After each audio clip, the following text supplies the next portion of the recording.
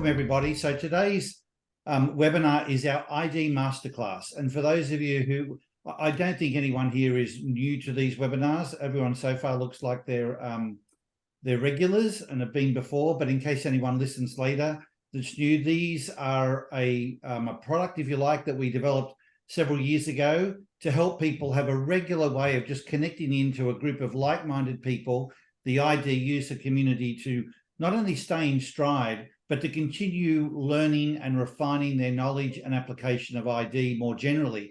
Because what we know is that when you're in stride and sort of thriving, you're a beacon and an inspiration to other people, but you can make that even more amplified if you have a better understanding of their ID and you know how to like fine tune what you're doing, what you're saying, how you're reacting, so that you can have your greatest influence and truly make your life matter. Today's topic, or this month's topic, I should say, is on how we impact and influence people given our ID, but not based on consciously impacting and influencing them, but just becoming more aware of what shows up because we show up. When you're in stride, there are things that just flow from you, radiate from you. When you're out of stride, there's an energy that can radiate from you as well. And one of the reason I put this topic on was because I found a lot of leaders, for all that they were aware of their strengths and what they would call their weaknesses or development areas, I don't know that as many people are aware of what just naturally exudes, almost like in their aura, you know, what's that effect they have. And we've all experienced other people where we see that the minute they walk in the room, everyone's like, oh, okay, the bar just got raised, or, oh, it's going to be fun, or it's going to be serious, or, you know, there's an effect that people have. And sometimes it's a really positive effect, and sometimes it's not. And what I find, I was just in a meeting yesterday with a leader that was just dominating the hell out of the meeting. And someone else asked the question, so in this team, do we all have a voice? And that leader goes, well, yes, of course. You know, everyone's equal in this. And I'm like, if you'd only shut up for a minute and let other people have some oxygen, you'd soon learn that your impact in this room is that you're actually suffocating the team, you know? And he would say his strengths were probably, you know, team leadership and communication and all these things, but there was also another side to him that he wasn't as aware of. So we're going to dig into that today with some nuances. I sent you out a little bit of homework overnight just to sort of give you some things to reflect on ahead of today to make it an even richer conversation. But given that it is our ID Masterclass, before we get underway with the topic of the day, we always check in on how we're doing with being in stride ourselves. And so let me just call up where's my slide gone? 1 second. There it is.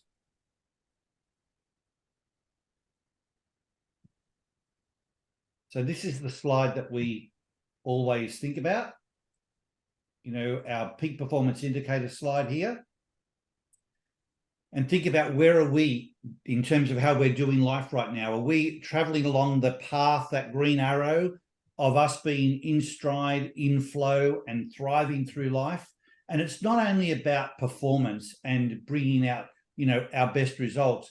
It's really this, I find it's, you know, increasingly about what's over here in this yellow box. It's about whether we've got the courage and the confidence that does come from being in stride to have the real conversations and to be an example of that to other people. When we aren't in stride, we tend to shrink and hide. And I was likening it the other day to when people are sick and they go, I don't want to go out, you know, I don't want to be seen like this. So we become more invisible when we're not well. But similarly, when we're not mentally in stride, we tend to be more invisible as well. And some people say, and I'm sure those of us who do this regularly have had other people comment to us, I feel seen. I feel like you really get me, the real me, you know? They feel not only more visible when their ID is understood, but they want to be more visible. They want to be out there. So I think it's a really big connection that we need to understand about being in stride and being truly seen, and the effect we have when we do so. So let's just ask the question today, given where you're at, in stride, out of stride. In the chat, you could maybe put your number on a scale of 0 to 10, 10 being that you're totally in stride. Where would you put yourself today? I see you've already off and running, some of you, with your scores. Let's just see how we show up today. So we've got some 9s and 8s, a 9.5 from Judy. Good on you, Judy. Scott, a 9, that's great. Karen, a 7. Amanda, a 7. It's down a little bit for you, Amanda, I think, isn't it? Is that down a little bit for you? Yeah? Just an 8.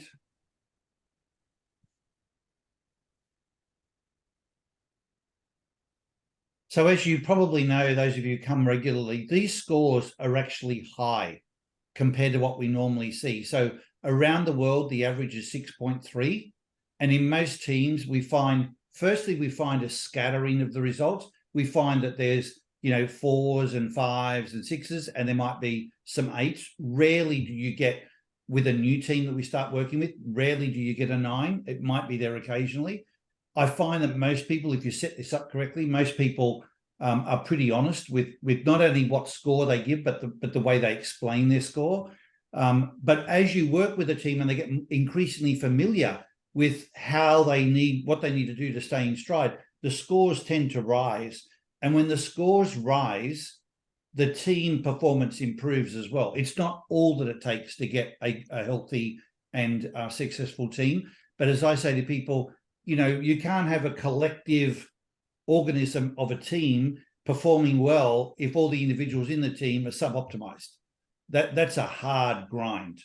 So the first step is to show up in stride. And the numbers that come out of this class typically, I guess it's because there's heightened self-awareness. If we were to form a team as a group, we've got the hallmark of a high-performance team if we all show up with these sorts of scores. We still need a compelling vision. We still need to norm the team and have successful or effective protocols for how we work as a team. But what we know here is if people are showing up more in stride, their individual performance is typically going to be better than the norm. But the willingness to have the real conversations is going to play out, more easily in a team that's got these sorts of scores. All right. Would anyone like to talk to their score? Either why it's particularly up today, or why it might be a little lower than what it might normally be? Anything you'd either want to share with the group to help the group understand either you or the connection with your ID, or if you want some help from the group for how you might sustain your score or improve your score. Just be aware you might be on mute if you want to say something. And I'll go, Paul. Go, sorry. Yeah, I'm regularly an 8 or a 9, but I'm 8 for a different type of reason today, which is good. Which I'm kicking off a bunch of new things, and that's always exciting for me when I've come through a bit of a hard slog. So but I'm sort of, even though I've come through a bit of a hard slog and that was rough, I feel myself even just a quick switch to a set of new activities propelling, I suppose. Yeah. Isn't it interesting how without you intentionally doing it for that reason, you have the benefit of knowing your ID, but you can feel the difference when you start something new like that. Just automatically there's this new energy inside of you that elevates you. It's pretty cool, hey? Mm.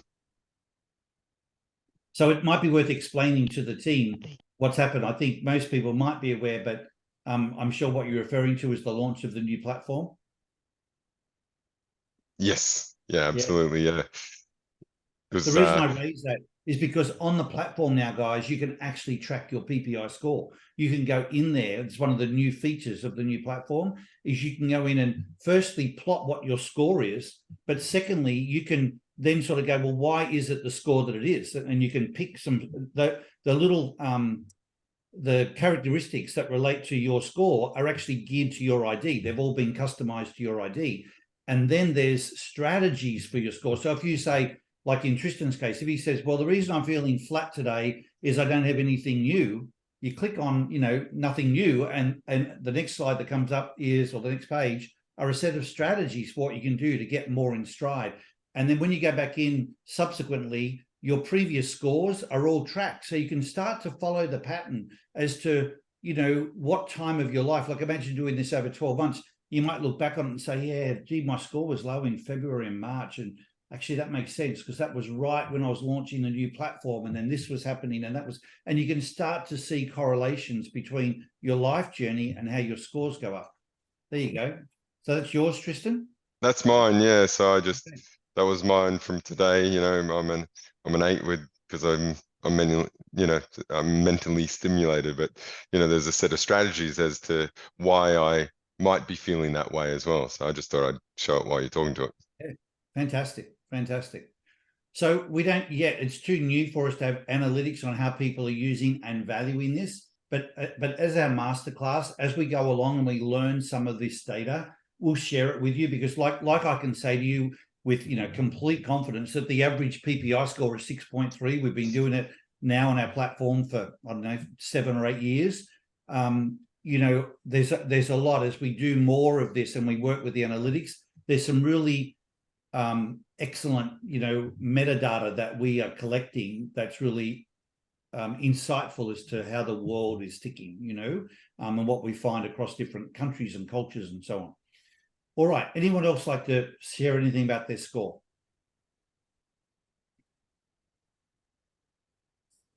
Hi, Paul. Hey, Amanda.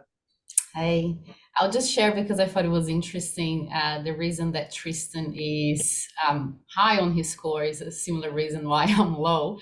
And I just wanted to share with everyone, because how interesting that, you know, I too have lots of new things happening. And that's the reason why I'm finding it really hard to keep up with the pace at the moment in business and in life. And I usually, you know, I have yearly projects, things I want to achieve. Every January, I'll sit down and I'll plan and I'll have these projects. And as life is, things change, and, you know, it's hard to keep that on track. And then getting to this time of the year, September, my mind starts going, oh, you're not going to tick that thing off your list, and then start getting a bit anxious with everything else that I've added to my list, and the things that are, you know, I'm just not feeling like I'm completing things and that I'm sticking to a plan.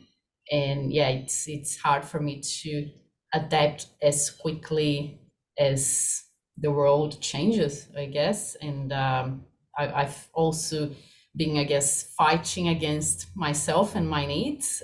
So I'm quite aware of what my needs are, but I'm kind of pushing them away because I'm so focused on just got to do this, just got to do it, just keep pushing. And yeah, not even really allowing myself the time I know I need to process things that are going on. Just being really busy at work, and even on the weekends, lots of social activities, which usually is good, you know, catching up with friends and family, but just don't even have like an hour to just sit by myself or go for a walk by myself. And I know I need that, and I guess that's another frustration, you know, like, come on, you know, you need that, like just do it. So yeah, I set really high standards for myself. So yeah, just thought it'd be interesting to share what makes someone super excited and be in stride might be exactly the reason someone else is not. That's thank you for sharing. That's exactly what we say with ID, that, you know, when you got the opposite direction like you and Tristan, the very thing that's one person's source of joy is another person's source of pain or discomfort, you know. And it's quite interesting how that concept of, you know, do unto others as you would have done unto yourself, right? That's been replaced these days by something they call the platinum principle, which is do unto others as they need done unto them, which might be the exact opposite of what you need done, you know. And you're a great example of that, Amanda. Every time you share, it's always valuable for all of us. Do you mind if we ask you a couple of questions about what you're sharing? Because I think it could be really valuable for the group. Can I ask you, first of all, the fact that you're aware of your needs, but you're very consciously putting it to one side so you can get some other things checked off. Is the checking off a stronger driver than the balance of the other things for you? Because, you know, you're so aware of this that you could say, well, now I'm going to go and get my exercise in and get these things done. So I've got the harmony that as a completer you need to have. but you're making a deliberate choice to not do that and tick things off. So is that working for you, or would it work better for you to have more harmony by doing other things and maybe regrouping on the checklist? And it's not a loaded question. I'm asking for the benefit of the team. No, great question, Paul. And I'm always trying to find that balance. And the answer is it's not working, because what's happening is I've been sick 5 times this year already, and you know I know what that means. And you know I've been just everything has been really like task driven in my life. So there's no room for spontaneity, which is, I don't need that, but it's important for, you know, people around me. And if I'm too task driven, I lose focus on my relationships and you know, even myself.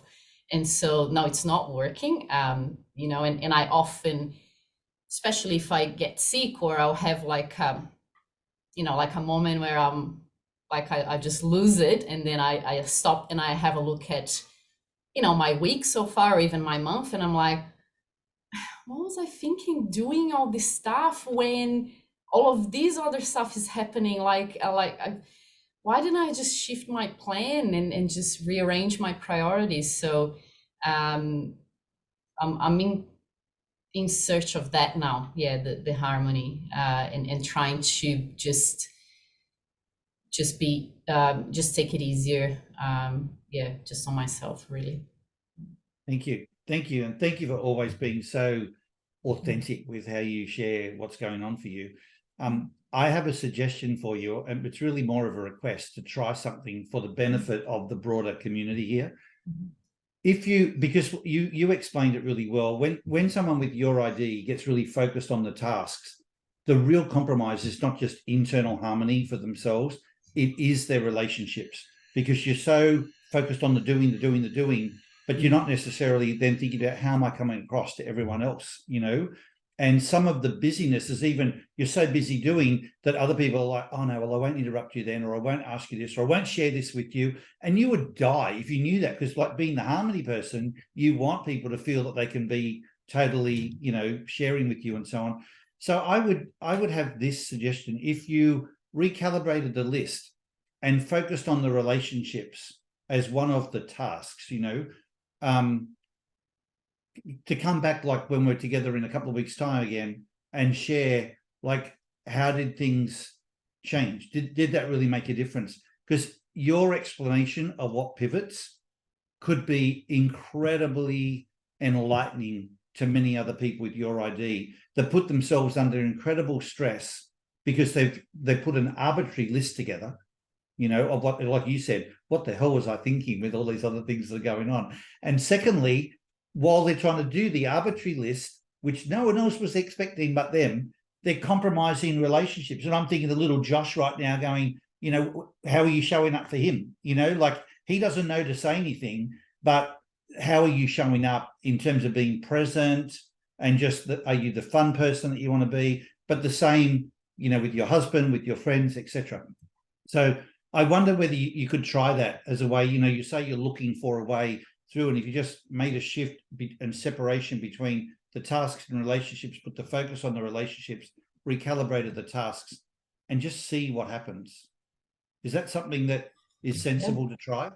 Yeah, definitely. Yeah, that I started this week by just making my everyday list smaller, because I find that if I have 5 things on a list and I get to the end of the day and I didn't tick all of them off, I feel like a failure.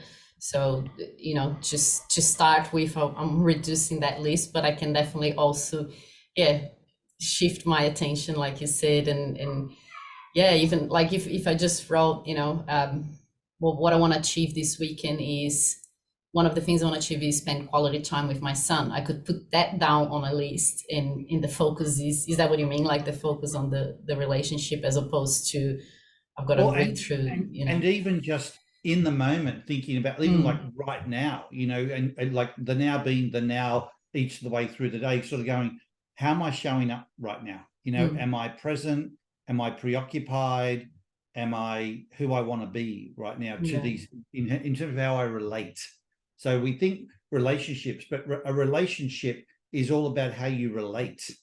And just think about how you're relating, you know. I just wonder what would shift, and you've got so much self-awareness, and I just think it was funny, you know, I was thinking today as we prepared for this, who are the people that are typically on this call, and what would I say about showing how they show up in terms of what we're about to talk about with the topic for today. And I thought about you, Amanda, and I thought, you know, it's interesting. What shows up for me every time I see you on the call is I know you're going to be authentic, and I know you're going to be courageous. And you may not think of yourself that way, but it's, to me, and I'm sure others here have experienced you that way, but that aura, that like who shows up when you really show up and you're relating, it's always just so much courage. There's a lot of people on these calls that I know, I watch their heads nodding. They think what you're thinking. They wouldn't be game to say it.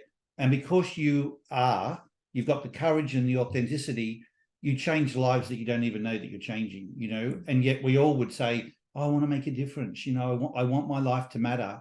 And yours, the way you do it, it really does matter when you focus on being present, being here, like being really here, and then relating to everybody. Makes a big difference. Thank you. Oh, yeah, I'm gonna mute myself now, but thanks for that. That's yeah, that's really made my day. Thank you. You're welcome. You're welcome. All right. Let's move into the topic for today, which is all about how you show up and the impact. I mean, there's a good example of it.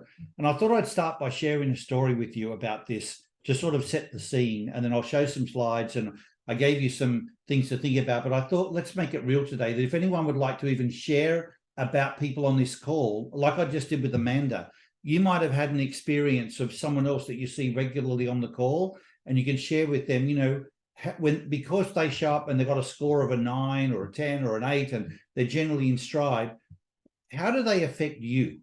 And I'm inviting you to be really honest and open and courageous, like we just saw with Amanda, and maybe touch someone and change your life today. Just someone even on this call who's already in a great place, but let them know how they show up and impact you in a way that they may not have realized, you know. I think that would be a wonderful gift to give each other. So I'm going to start by sharing one. So I went through a divorce, as some of you, and probably most of you know, a few years ago, before I met the love of my life, who's on this call, Susie. And I was meeting my family lawyer one morning. It was 9 o'clock in the morning, and I turned up to a cafe. We're good friends. We work out together, and she said, well, let's catch up and have a chat about how things are going. And I turned up. I was late parking. And when I got there, it was 9 o'clock. I still remember this. It was Monday morning, 9 o'clock, and I was about 5 minutes late. When I turned up, now this is my lawyer. My lawyer was in the corner of a cafe reading a book. And the effect that had on me was phenomenal. Because I suppose I expected, like, the persona I had was, as a lawyer, she'd be busy. Every minute counts. I mean, they have a timesheet that measures every 6 minutes. I was 5 minutes late. There was another $100, you know, or whatever it was, right? So I'm expecting her to be on the phone, doing stuff, making the time matter. She was reading a book. I turned up like that. It had an effect on me of, I'm totally here for you, Paul. I'm fully present to you. I'm in a place myself where I'm just enjoying this book. And I'm like, what an incredible gift to give someone, of just being really present to them, you know, before they even arrive. And I watch when people are at dinner together and someone goes off to go to the bathroom, or, you know, something distracts, and someone else gets on their phone straight away. And when they come back, they put the phone down. But it's different. It's a different effect to just being there, being fully available for them. And that, just that one moment, I've shared this with her, Leona, you know, it was really like one of those pay it forward experiences for me. And so that's an example of what I mean by, there was nothing she did in terms of the brilliance of her legal mind or any other strategy she might have been applying. Just by her being in a really great place and being in stride, she was oozing an energy that made a real difference. So yeah, let's dig into that for ourselves today and learn about how our ID, maybe what are the nuances about your ID and how that impacts. So I'm going to share some slides here that might help just guide us in our conversation. And I've added to this since we were together last week. I sent some of these out to those of you who registered by the end of yesterday. I sent these to you overnight. Those who might have just come in late, these will be part of the package that we send out with the recording. So you'll get all of these slides, or there's 2 of them. This first slide is, what are the things that boost your impact? You know, and these are all separated according to just the 4 different drives and the direction of use and avoid. But when you combine them, so when we just heard about Amanda, who's got her 8 in Verify, there's the high standards that she talked about for herself, but because I know that taking the risk, and I think this is good to know about an avoid improvise person, when you are a risk averse person, but you speak up and share from a place of authenticity, it's got courage written all over it. And it really stimulates other people to do a similar thing. And so, I just think it's a really cool thing to know about yourself. When an improviser is sharing, I'm not sure it has the same level of courage applied to it. It doesn't mean that it wouldn't feel courageous, but I think it's even stronger when it's an avoid improviser that does that. I think what might be true for an improviser is when they get serious about something, it might be more impactful, because they're normally more lighthearted and so on. And when they stay in that serious place, it's like, whoa, okay, take notice, because it's not sort of that it must be something important going on for them to do that.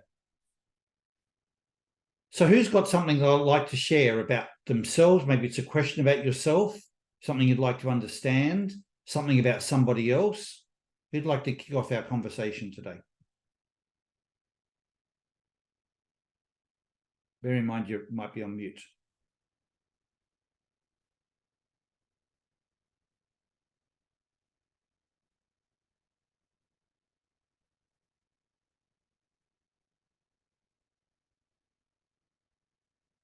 By the way, the way you look at this is you look at the sort of direction that fits your strongest drives.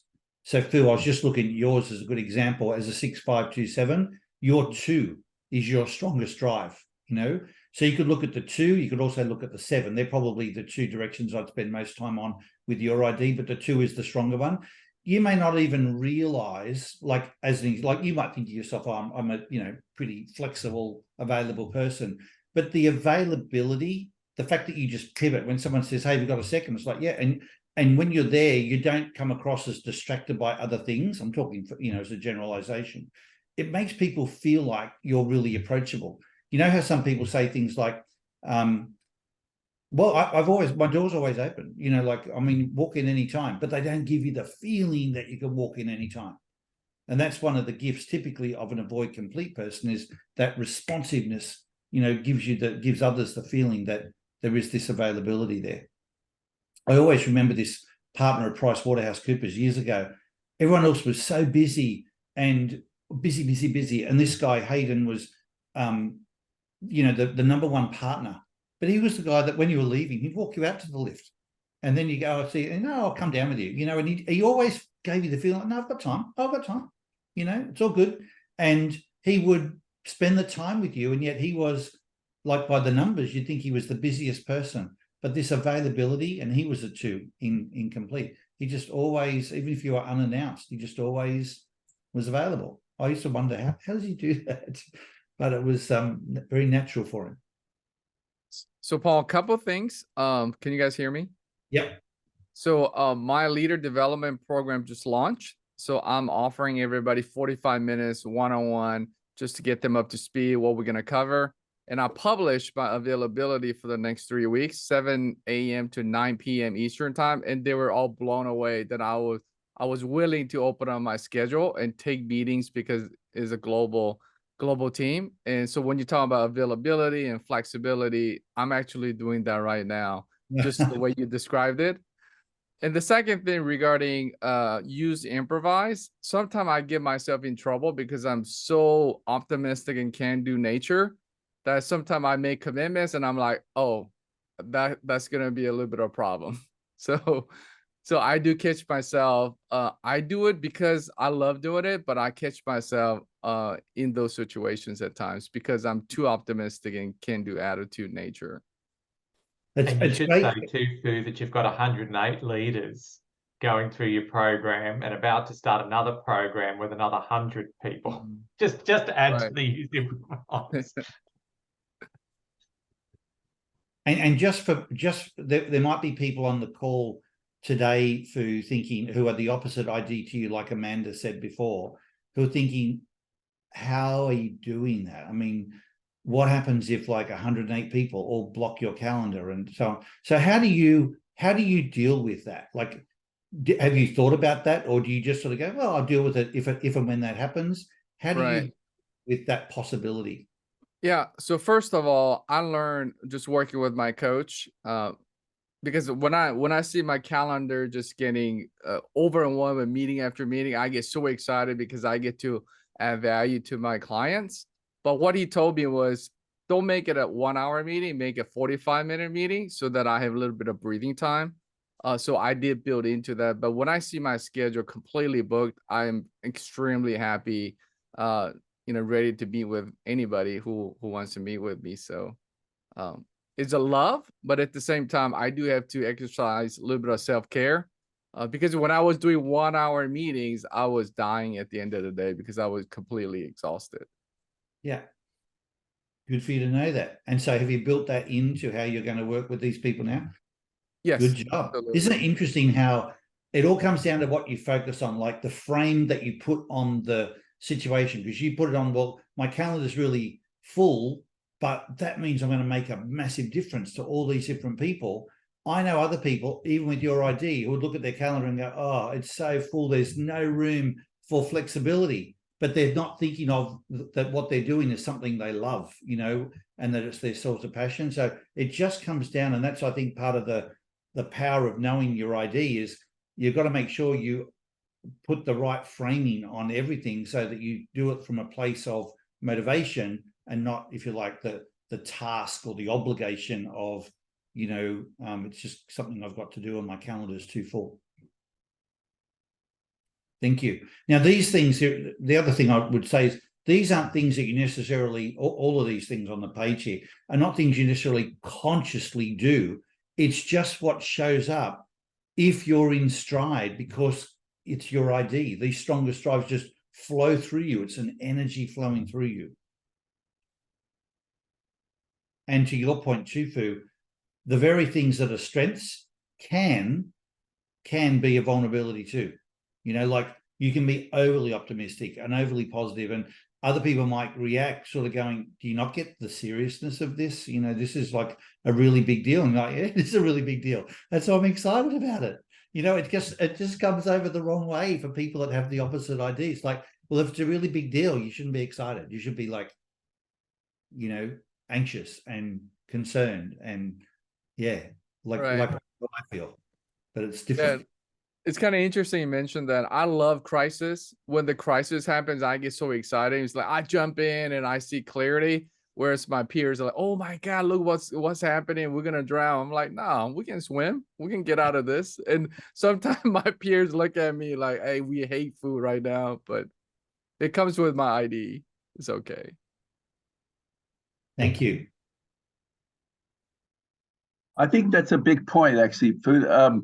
I look at that list there, and I realize two things. One, I look at the list, I go, I'm looking at other columns and going, yeah, that's one of my traits too. That's something I do. I know it's instinctive and you don't think. But I realize also, change the condition, change the person, and that very talent that gets impact from someone else and they're impressed is an annoyance for someone else. And right across the board, I looked at both pages, and it seems to me the key here is not what I natively might be, but what impact is it having? And I want to spend more time checking in with them rather than trying to be that more me. Like, be me, I'm going to be me anyway, but we never know how it's landing. I don't think we ever really know. And I think the thing that makes me impressed with someone is that they bother to check in with me. Thank you, Greg. Thank you. There's one of the things I raised in the email actually was sharing, like, if you think about leaders that have really had that impact on you just by the way what they show up, what's the impact of the impact? So when they've had that, they've demonstrated that courage to you, for example, or they've been really authentic, or pick anything here, you know, they've been a really optimistic, positive person, what's the impact of that impact on you? Because that's where the 10x power is. We talk about this being a masterclass. It's the product of the product, the impact of the impact, and understanding the amplification of the positive as well as the negative, you know? So when we'll get to the negative side, if you like, in a minute, of the things that erode your credibility. But it's not just that, for example, if as a verifier, I'm blaming someone, that I blame them, what's the impact of that impact? And that's really powerful to learn about that as a leader. So has anyone got anything here they can share when they've reflected on someone, a leader that you know, particularly if you know their ID, and can share about the impact of the impact?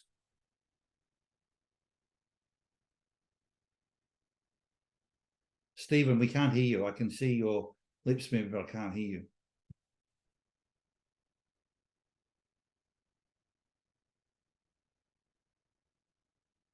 No, you've gone on mute. I don't know what's happening. Hey, Patrice, I think maybe while Stephen's getting his audio sorted, Patrice, do you want to share?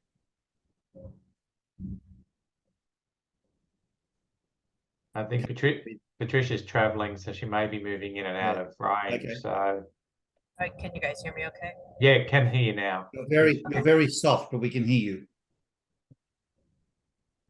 I'll speak a little louder.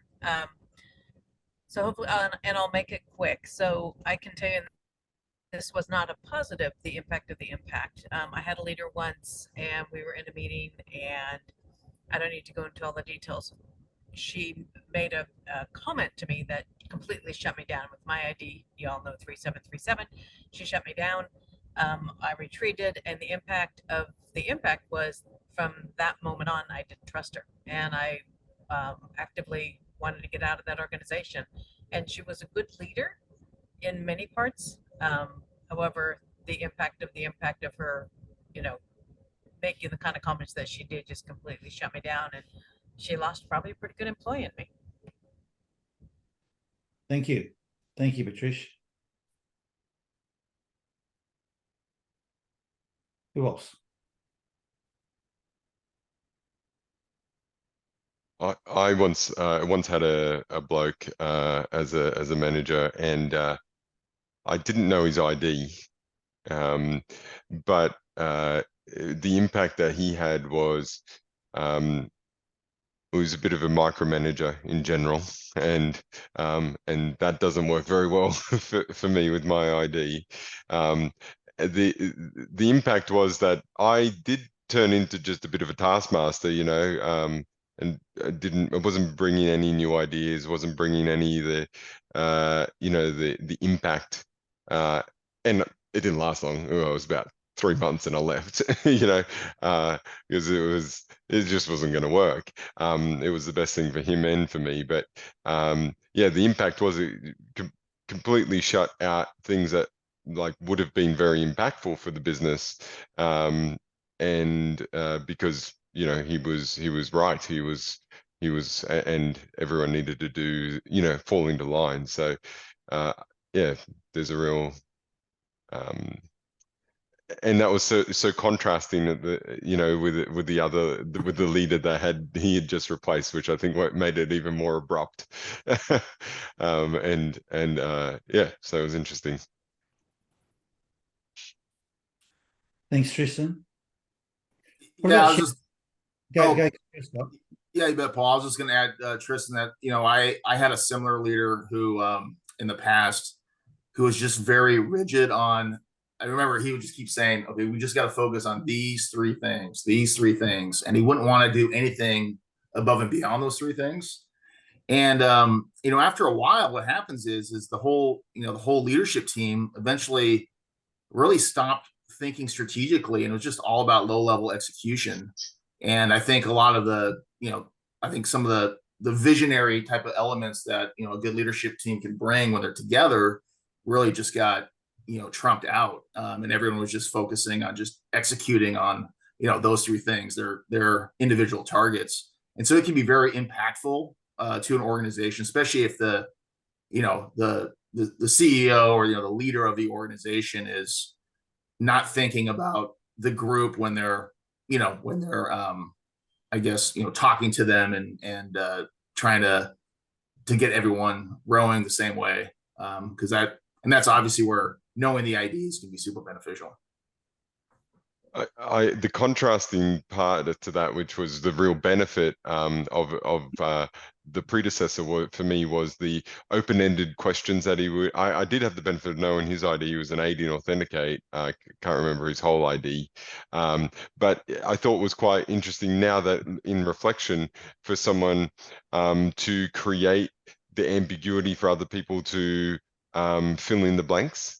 Where he doesn't assume he has the right answer, and he was being able to create that opportunity for the organization to fill in the blanks and guide along the way, which I think is a real skill to be able to do.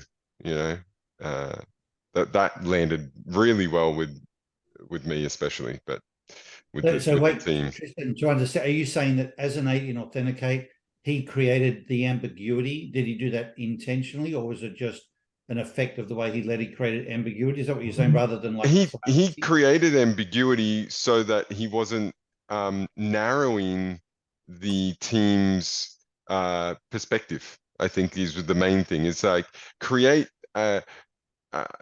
open-ended questioning as an example of creating ambiguity, where it's like, hey, well, I'm not sure where we're going to go with this.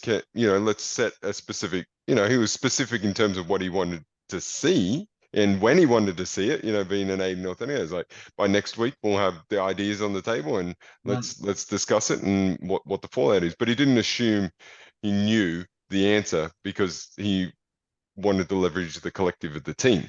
Yep. He may have been, not maybe it was like a 5 or less in Verify as well. So his natural way was maybe more collaborative or something. So yeah, thank you. Yeah, good insight. Thank you, Paul. We want to try and give. Sorry, Karen. Before Stephen, have you sorted out your microphone issues? Doesn't look like it. Nah. Okay, we'll have to take you offline. Sorry, Karen, to interrupt. Okay, you're just being.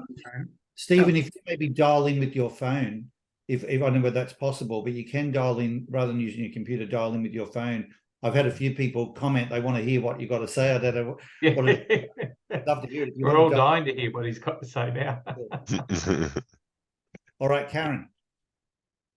So I was just thinking about my very first supervisor when I was a young professional, and I am lucky enough that he's still alive, and I've had him take the ID, and he's 3638. And I was kind of chuckling to myself as I was sitting here thinking about how he sort of ruined me for about a decade, maybe 2, because and I was under his supervision, I don't know, I think 5 years. And so I had this idea. I mean, he was a rainmaker. And now let's be clear, I also trusted him immensely. So I would have walked across hot coals if he had said it was a great idea and it was going to be fun. But he was so dynamic and just such a particular kind of leader. I mean, he really was, he was a very strong, he was an 8. He was definitely use improvise off the charts, right? But then the folks who I worked with or who may have supervised me after that, all seemed so negative and safe and not as creative. And it really did take me, I don't know, probably 10 years after that to really understand how many different kinds of leaders we really need. And that depending on who I was working with, might even shift which of my, and this is language, of course, I'm using now, I wouldn't have used then, but really which one of my drives would come out more. I probably appeared, if we were using that language, very use improvise with a lot of my supervisors after this one Ed, who was a use improvise. I probably, because I needed that synergy I mean, I was used to that kind of creativity and vision, unrelenting vision. I mean, there was always a new idea and a new possibility. No was not really in his lexicon. Isn't that interesting that the behavior or the influence that at first felt really negative, you know, ended up being something that was not only liberating, but you've sort of embraced it now as part of your persona and the difference you make to other people. That's a great example of the impact, you know? Mm-hmm. So I'll share a couple of things with you that relate to leadership that are probably just good to know, and maybe they're not as commonly understood. So we work with a lot of verifiers. You know, in leadership, you come across a lot of verifiers, and verifiers are always focusing on the 5% of what's still got to be fixed up rather than 95%.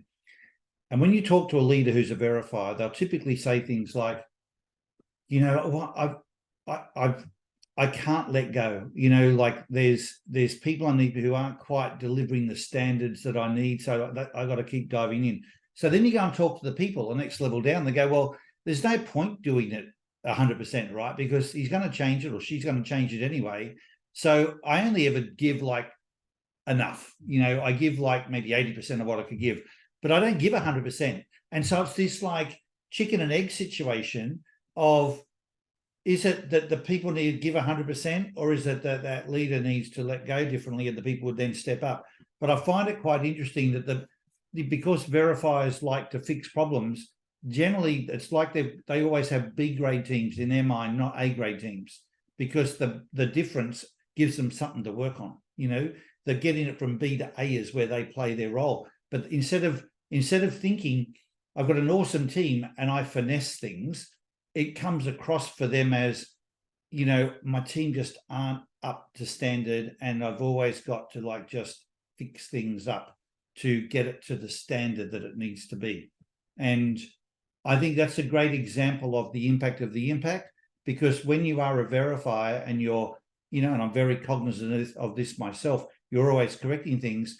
It means that the impact of the impact is that the people working with you typically aren't giving their very best, because their best is one they want to see follow through and, you know, not get tweaked all the time. And I think as a verifier example, it's really good to know that about yourself. So it's not just that you might be micromanaging or that, you know, there's things that need to be corrected or it's an issue of trust. It really blocks other people from bringing their best game to work. That's really significant. And similarly, another example is for the improvisers, when you see everything through positive eyes all the time, it makes people feel like you're not really a realist. And therefore, I don't really know if I can trust your perspective, because you only see things through rose-colored glasses, but that's not the way the world is. So when you're so positive, which I know it's your nature and it's a strength and I love it most of the time, but when it comes to trusting your perspective, I sort of can't. And that's like mortifying for an improviser to realize that. But it lands for people. I've had avoid improvisers say, you know, when they talk, like they're entertaining, they tell a good story and everything, but it's essentially blah, blah, blah for me. You know, I'll figure it out myself, thanks very much, but I won't go off their perspective. And that's really powerful. You know, we find a lot of leaders as improvisers, just like if I now just finish it off with the avoid complete, which is the other strong drive we find in leadership, when as an avoid complete person, the message that you share changes even subtly from audience to audience, and people therefore don't see consistency, makes them question your credibility. You go, credibility? I'm full of credibility. Doesn't come across that way if the message keeps changing time by time. So again, just things to be aware of in terms of the impact of the impact, because the same avoid complete probably prides themselves on the fact that, no, I'll always tell it differently. I keep it spicy. I mean, I bring variety. I'm not going to bore my audience by saying the same thing the same way all the time. I'll spice it up. Yes, and in spicing it up, there's some inconsistencies that cause other people to question your credibility and not engage as much as you want. So there is that yin yang, you know, about our ID, and it's just really cool to understand that. All right. Anyone else want to share something? Hey, Paul, I just wanted to say when you were mentioning about a leader who's an improviser, a verifier, and I was thinking back a few years ago, we had a staff leaving our business and she resigned, and she said to me and Joe, who's a 2738, the reason she was leaving is she felt like she was never good enough. Like that doesn't matter what she was doing, she couldn't reach. You know, there was always something we needed to improve. And yeah, that was a really big realization for me. And I've been making a conscious effort whenever I'm, you know, addressing staff or having their one-on-ones or whatever, just think, you know, are they 80% there? Are they giving their best, which, you know, is their best? And like, why am I going to pick on this tiny little thing here? Because like you said, that can come across as, you know, we don't value everything else they do. And it's a struggle because a verifier is just always got that 5% they can improve, and we hang on to that, and we just want to perfect it. But there is no perfection, you know, there is no end product. So yeah, there is a struggle of just going, when is it good enough? Yeah. And just sit with that, you know. Yeah. Thank you. All right, I'm going to shift. We don't have a whole lot of time left. I'm just going to shift to the other slide, which is the things that can invariably erode our impact. And we've been referring to some of these even in the conversation so far, but I'll just share these with you in case this provokes any questions or ideas that you might want to share with the group. And by the way, we always know that, you know, encouragement is 10 times more valuable. Like people are going to give a whole lot more through encouragement than they will by fixing up development areas. So, you know, I think you've got to be aware of these things, and to the extent you can be aware, maybe, you know, either raise them or be authentic about them. But it's really by amplifying the things on the earlier slide is how you're going to have your greater impact.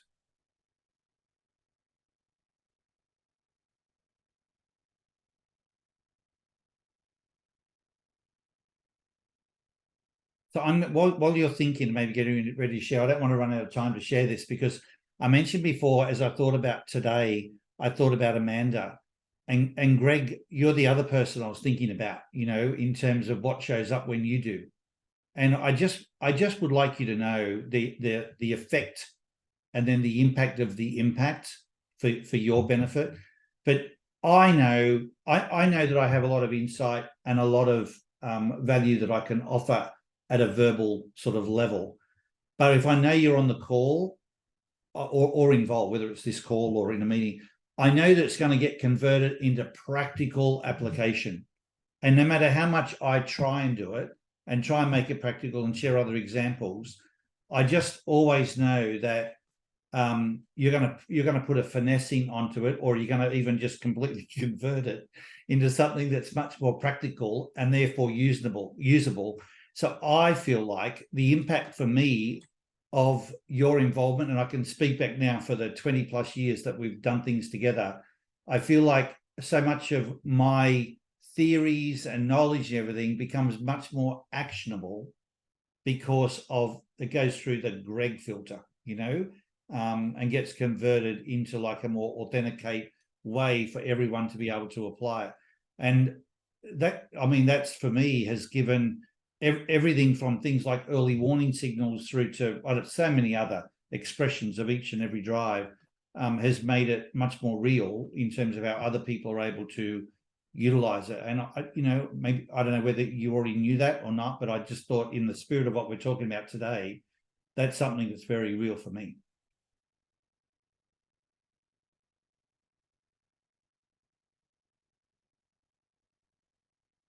All right, anybody else got something you'd like to share?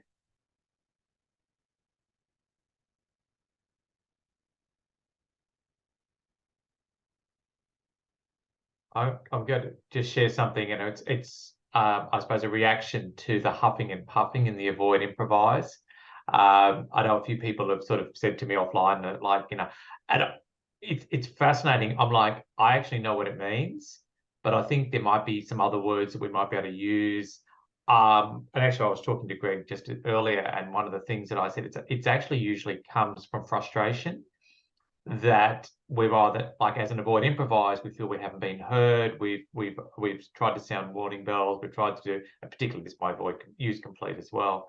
So it's off, like, and it comes across as because it's pure frustration that we haven't been heard or listened to, and then what we've said is going to happen has happened.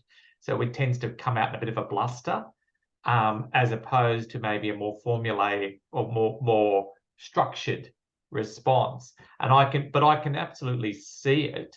And I've even referred to a few in some coaching sessions with leaders. I'm saying we have to be very conscious that this really diminishes us when we just react, as opposed to think it through, which is the need of that drive. And that's the irony. It's like we're pushed so far out of stride that we're just blah, if I could put it that way. So whilst I actually really understand huffing and puffing, I'm thinking maybe there's some other words that might be not as emotive, if I can put it that way. But definitely right. Thank you. Yeah, it's great sort of context you're adding. I purposely put it in to be provocative, because I think it's something that is a real blind spot for many avoid improvisers. And it's not, whilst what you're saying about frustration is true, it's even when they're not frustrated. So I'm thinking there's someone in my family, I won't say who it is because they might listen to this recording. A bugger it. It's my brother, right? And my brother, Susie knows him, he's always busy. So he's huffing and like he's busy. He's got to get all this stuff done. And he's like a verifier completer that needs to get everything checked off. He's not frustrated. He's just really busy, but he's got to get it done because he's got this plan. He's got to tick the box and he's busy. But it creates all this stress for everyone around him, you know, because he's giving off an aura that he's under pressure. And he's actually loving what he's doing. He's loving it, but it's the struggle. And a lot of avoid improvisers shine in the struggle, but when in that moment, they don't look like they're loving it. They look like they're struggling and huffing and puffing. And so it's not just frustration with others, even though what you said, Ian, is right. I don't know the words to use, so I'm definitely happy for any guidance here, but it's more just what happens when you get really busy and task focused and you're so busy, like, got to get this, got to get that, and don't interrupt me, I've got, you know, and it's that, whatever that you want to call that sensation, and it can be very off-putting to other people, and it kills the relating part, not the relationship, you know, but the ability to relate in that moment, because people go, oh, I'll stay away then, you know, I'm just adding to your stress. So I'll say, and you go, I'm not stressed, I'm just busy. And that comes across as stressed, and I don't want to be a part of it. So that's what I'm trying to get across there. I think, and there's a really good link there to what you said very much earlier, Paul. And it was about that this is actually, we're not out of stride, but the impact we have on others puts us out. So if you referred, like your brother, he's probably going, no, I'm absolutely in stride. I'm, you know, because I'm busy, I'm being effective, The impact on everyone else around him, that's where he's pushing everyone else out of stride, because they're like, oh, stay away. So it's almost like the more that we are unaware of us, what it's like, we can actually be in stride but pull others out. So something to watch out for. Definitely watch out. I as I say, got it. Just trying to find another word that really lands. And got it. I'll have to look to my wordsmith, Mr. Meyer, to see if he can come up with something better. Well, thanks for the opening. I'll just say this about that. This chart here is a list of behaviors, but we never know where it's really landing. I've said this before, but this really reminds me that we can't know how it's landing on our own, because we're already biased by our ID to say, well, this is good. So to me, these two charts are reminding me even more the importance of checking in with others when I've just finished speaking, and that their response is my next sentence, not my thought is my next sentence. So these things really reminding me, you can't know. You better find out from them because they're the ones that are receiving it. That's all. There's my practical for the day, Paulie. Thank you. Thank you, Greg. All right, folks, we're at the top of the hour. Stephen, I'm sorry you never got to share. Maybe we can hear from you next time, but it's great to have you on the call. You actually project really good energy, which I think is interesting for you to know that, and you haven't even said anything, but it was interesting to me how, and seriously, just from your energy, people could see there was something they want to hear from you. So please come back and, you know, share with us. But otherwise, have a great rest of the day, everyone. Stay in stride, and we look forward to seeing you next time. Take care.